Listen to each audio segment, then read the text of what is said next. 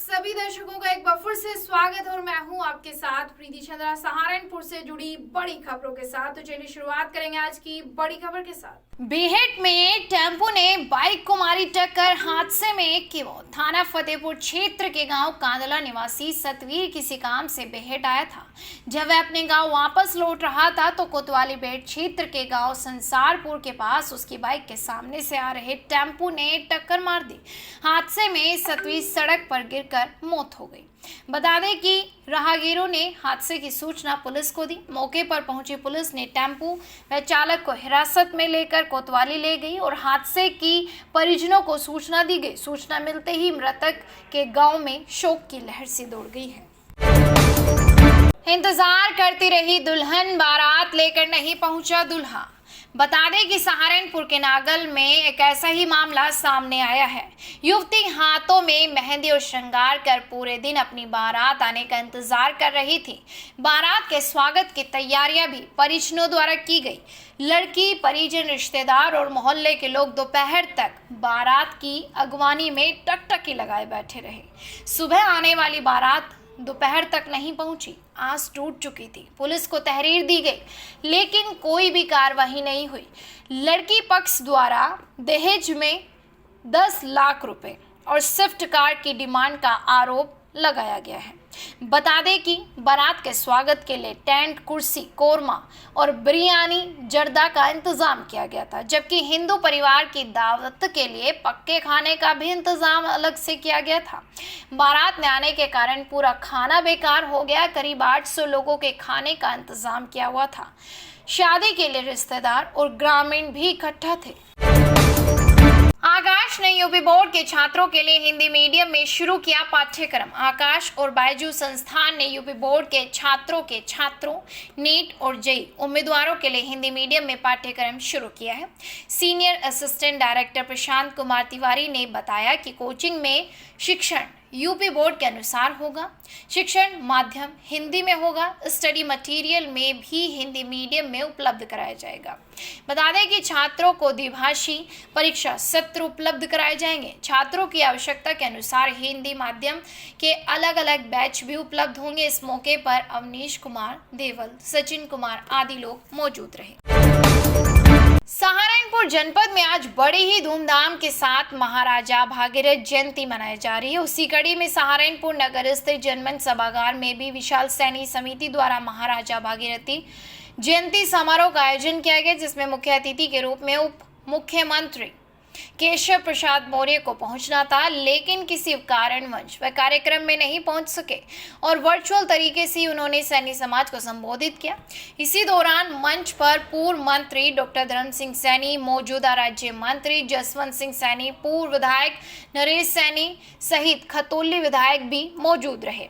वहीं भागीरथी जयंती समारोह में सैनी समाज के हजारों की संख्या में लोगों ने पहुंचकर जयंती समारोह को मनाया। इसके बाद भंडारे का भी आयोजन किया गया। आज पतित पावनी गंगा मैया को धरती पर अवतरित करने वाले महाराज श्री भागीरथ जी का जन्मोत्सव कार्यक्रम और बड़ी धूमधाम के साथ जन्मोत्सव कार्यक्रम हमेशा की तरह, गत वर्षों की तरह हर वर्ष मनाया जाता है। इस कार्यक्रम में क्या-क्या आयोजन है? इस कार्यक्रम में एक तो जो हमारे मेधावी छात्र छात्राएं हैं उनको मोटिवेट करने के लिए उन्हें पारितोषिक वितरण किया जाता है और समाज के बहुत जिम्मेदार जो समाज सेवा में लगे हमारे नेता हैं, उन नेताओं का उद्बोधन हमारे समाज को पहुंचे, इसकी व्यवस्था।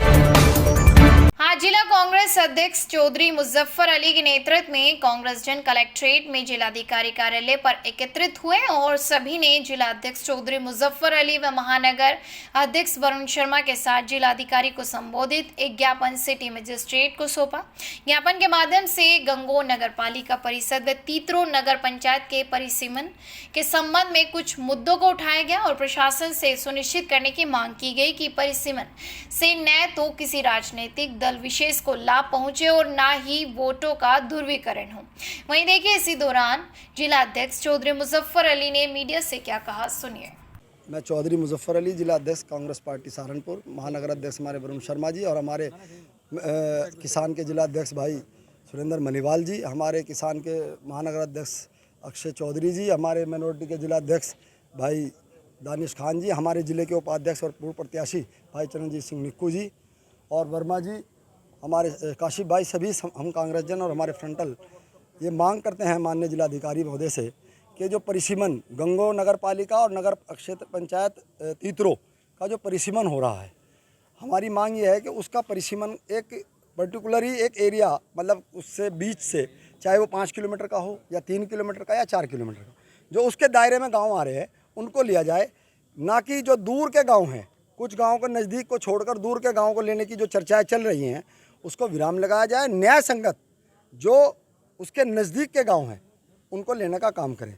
किसी पर्टिकुलर पार्टी या किसी संगठन को लाभ पहुंचाने के लिए कार्य ना हो, न्याय संगत काम हो। सबको जो नज़दीक के गांव हो उनको पहले लिया जाए, यदि ज़रूरत पड़े तो दूर के गांव को भी ले लिया जाए, लेकिन पहले जिनका अधिकार है, जो उनके नज़दीक हैं, चाहे क्षेत्र पंचायत हो चाहे नगर पालिका हो, पहले जो गाँव हैं उनको लेने का, जो नज़दीक गाँव हैं उनको लेने का कार्य हो। बुधवार को रेडीमेड मैन्युफैक्चरर एसोसिएशन की एक आम सभा का होटल लैंडमार्क गुरुद्वारा रोड पर भव्य आयोजन हुआ, जिसमें सभी सदस्यों ने बड़े ही उत्साह के साथ भाग लिया। बैठक में मुख्य अतिथि नगर विधायक राजीव गुम्बर का स्वागत एवं सम्मान किया गया। एसोसिएशन को संबोधित करते विधायक राजीव गुम्बर ने कहा कि उद्योग हमारे देश की नींव है और प्रदेश की सरकार उद्योगों की सभी समस्याओं को दूर करने के लिए प्रतिबद्ध है। रेडीमेड उद्योग भारी संख्या में लोगों को रोजगार उपलब्ध कराते। देखिए इसी दौरान नगर विधायक राजीव गुम्बर ने क्या कहा, सुनिए।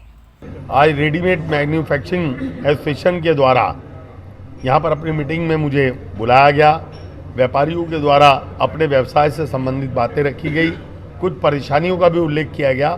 मैं निश्चित रूप से एक व्यापारी हूँ और व्यापारियों की परेशानी को समझता हूँ। मैंने इन्हें आश्वासन दिया, इनकी जो भी बातें होंगी उनकी न्यायोचित बातों पर इनका सहयोग किया जाएगा और इन्होंने यहाँ जो मुझे बुलाकर आज सम्मानित करने का काम किया है, इसके लिए मैं अपने व्यापारी बंधुओं का और अपनी इनकी एसोसिएशन का, इनके अध्यक्ष नितिन गुप्ता जी का, मयंक जी का, नलनीश जी का, आदरणीय मित्तल जी का और इनके समस्त व्यापारियों का आभार व्यक्त करता हूं कि इन्होंने मुझे जो बुलाकर सम्मान दिया है। बहुत बहुत धन्यवाद। योगी राज में यूपी पुलिस की छवि लगातार बदल रही है। एक दौर था जब फरियादियों को चौकी थाने, सर्किल दफ्तर के साथ साथ एसएसपी दफ्तर पर न्याय की आस में भटकना पड़ता था, लेकिन यूपी सरकार के फरियादियों के लिए दिए गए निर्देशों का सख्ती से पालन करवाकर अब पूर्व की छवि को बदलने की कोशिश की जा रही है। सहारनपुर जिले के कई फरियादी अपनी फरियाद लेकर जब एसएसपी दफ्तर पहुंचते हैं तो उनकी हर फरियाद को ध्यान से सुना जाता है और साथ ही मौके पर संबंधित अधिकारियों को तुरंत मामले का निस्तारण करने के भी आदेश दिए जाते हैं। योगीराज में फरियादियों की समस्या का तुरंत निस्तारण होते देख फरियादी भी खुश हैं और कह रहे हैं कि अब उन्हें पहले की तरह न्याय मिलने में देरी नहीं हो रही है। देखिए संबंध में एसएसपी आकाश तोमर ने क्या कहा, सुनिए।